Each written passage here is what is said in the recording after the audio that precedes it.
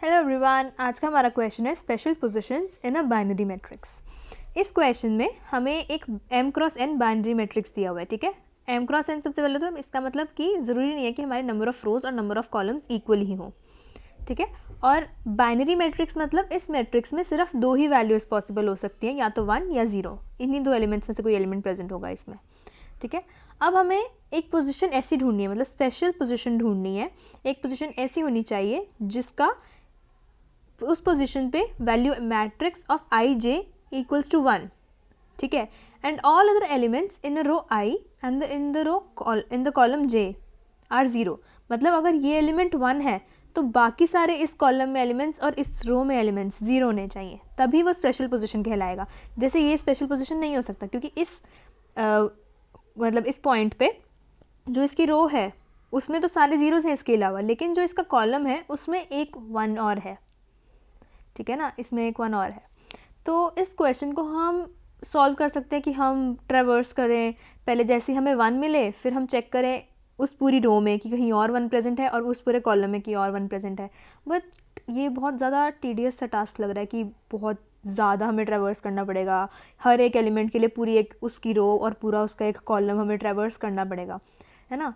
तो हम ऐसा कर सकते हैं कि हम एक काउंट रख लें कि एक रो में कितने 1s हैं और एक कॉलम में कितने 1s हैं। अगर तो उस रो में एक ही 1 है ना, अगर तो उस रो में एक ही 1 है मतलब वो वाली रो जो वो ये पॉइंट है वो स्पेशल पोजीशन हो सकता है।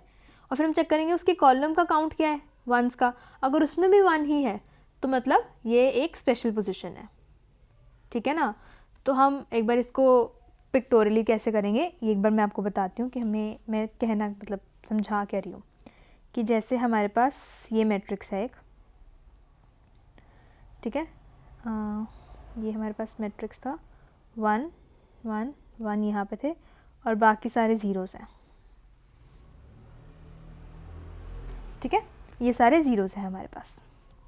अब हम इन रोज़ में और इन कॉलम्स में ट्रेवर्स करके इनका काउंट रख लेंगे।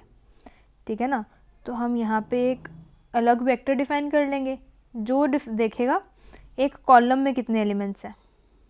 ठीक है ना, एक कॉलम में कितने एलिमेंट्स हैं, ये इस कॉलम का, ये इस कॉलम का और ये इस कॉलम का, सारे अपने अपने कॉलम्स के देखेंगे।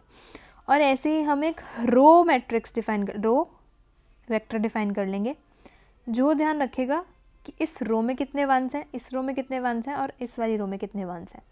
ठीक है ना, तो अब हम लिखें अगर कि यहाँ पे चेक करें हम इस रो में कितने 1s हैं तो यहाँ पे हम 1 स्टोर कर लिया, इस रो में कितने 1s हैं हमने फिर से यहाँ पे 1 स्टोर कर लिया, इस रो में कितने 1s हैं हमने यहाँ पे फिर से 1 स्टोर कर लिया। ठीक है, अब इस कॉलम में चेक करें, अब हम इस कॉलम में कितने 1s हैं 2 1s हैं, इस कॉलम में कितने 1s हैं 0 1s हैं, अब इस कॉलम में कितने 1s हैं 1 ही 1 है इसमें सिर्फ। ठीक है ना, इसमें सिर्फ 1 ही है, 1 हमारा जो प्रेजेंट है। ठीक है, अब फिर हमने सारा काउंट निकाल लिया कि इस रो में कितने हैं 1s, इस रो में इस कॉलम में कितने हैं 1s, मतलब सारी रोज और सारे कॉलम्स के हमारे पास काउंट आ गए किस कॉलम में और किस रो में कितने 1 हैं। ठीक है, अब हम नॉर्मली फिर से पूरे इस एरे में ट्रेवर्स करेंगे। ठीक है, हमारे पास ये सारे हैं, ये दो वेक्टर्स पड़े हैं हमारे पास, हमने जो अपने नए डिफाइन किए। उसके बाद अब हम हर इसमें ट्रेवर्स करेंगे।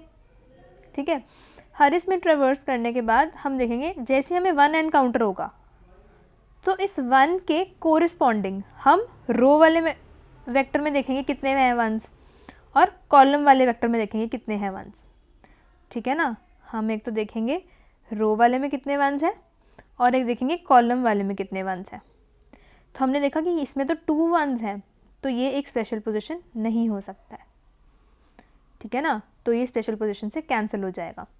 उसके बाद हमने जब आगे इटरेट करते रहे, यहाँ पे गए, यहाँ पे गए, यहाँ पे गए, यहाँ पे गए, फिर यहाँ पे पहुँचे, जब हम यहाँ पे पहुँचे तो हमने इसकी कोरिस्पॉन्डिंग चेक किया रो और कॉलम में। ठीक है, यहाँ पे भी 1 है और यहाँ पे भी 1 है। ठीक है ना, दोनों जगह 1 है, इसका मतलब ये स्पेशल पोजीशन है क्योंकि इस कॉलम में इस रो में एक ही 1 है और इस कॉलम में भी एक ही 1 है, तो मतलब ये स्पेशल पोजीशन हो सकता है। तो हमने अपना एक आंसर डिक्लेयर किया हुआ था जिसको स्टार्टिंग में 0 रखा है क्योंकि 0 स्पेशल पोजीशन है हमारे पास। लेकिन जैसे ही हमने कोई ऐसी पोजीशन एनकाउंटर की जो स्पेशल पोजीशन बन सकती है तो हमने इसको एडिट करके +1 कर दिया, तो आंसर 1 बन गया हमारा। तो अब हम फिर से हमने आगे ट्रैवर्स किया, इसमें भी आगे ट्रैवर्स करने पे हम पहले यहाँ पे गए, अब यहीं की बारी आएगी ना, हम यहाँ पे थे लास्ट, तो हम आगे गए। आगे जाने के बाद यहाँ पे 1 है हमारे पास, हमने इसके कोरिस्पॉन्डिंग रो और कॉलम में चेक किया कि कितने 1s हैं। इसमें देखा एक ही 1 है, बट जब इसमें देखा तो 2 1s हैं, तो मतलब ये भी एक स्पेशल पोजीशन नहीं हो सकती।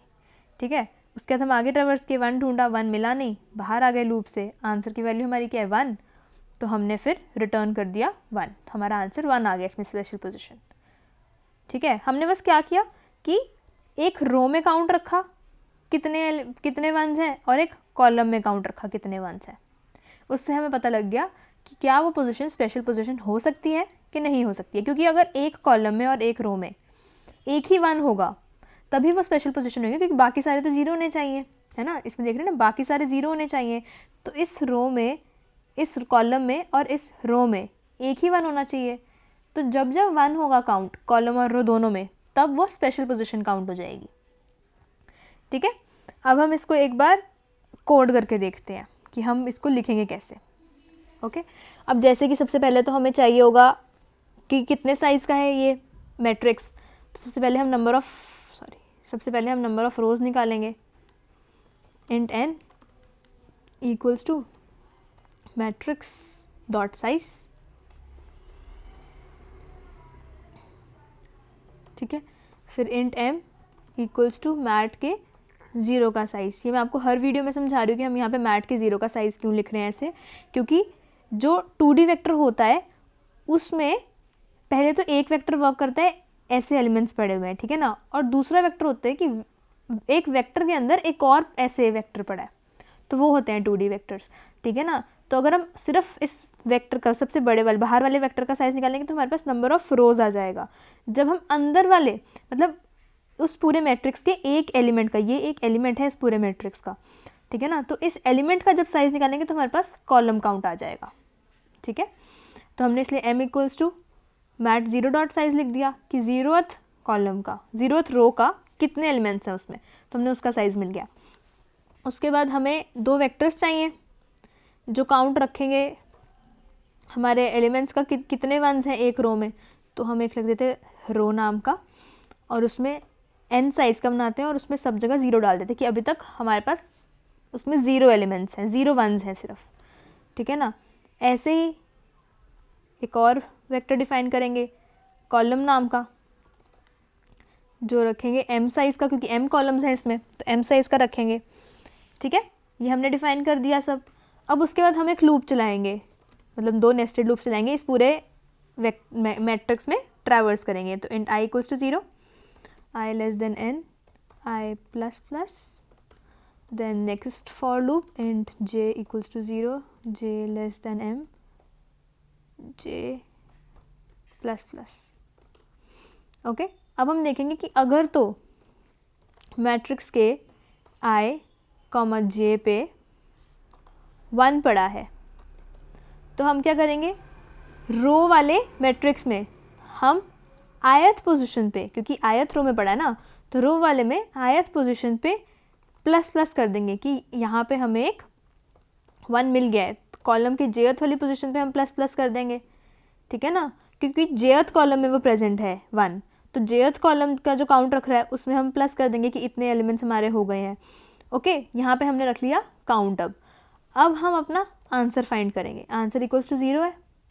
ठीक है, अब हमने लूप चलाई, फिर से नेस्टेड लूप ट्रैवर्स किया दोबारा से उसी मैट्रिक्स में।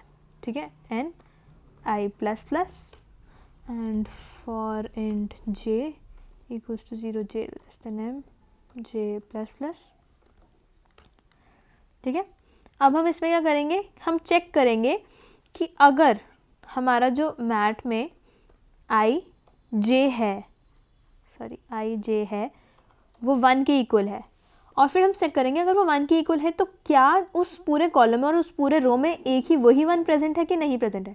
तो हम चेक करेंगे कि रो की आयत पोजीशन पे भी 1 है और कॉलम के भी jth पोजीशन पे 1 है, ठीक है ना, ये चेक किया हमने।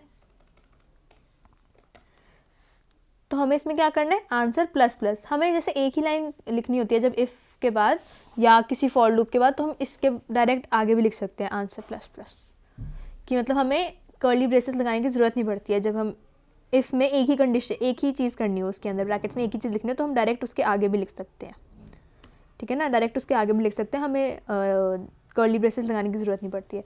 हमने आंसर प्लस प्लस कर लिया, अब एंड में हम आंसर रिटर्न कर देंगे, ठीक है। इसको रन करके देखते हैं एक बार, एक्सेप्टेड। अब सबमिट भी करते हैं,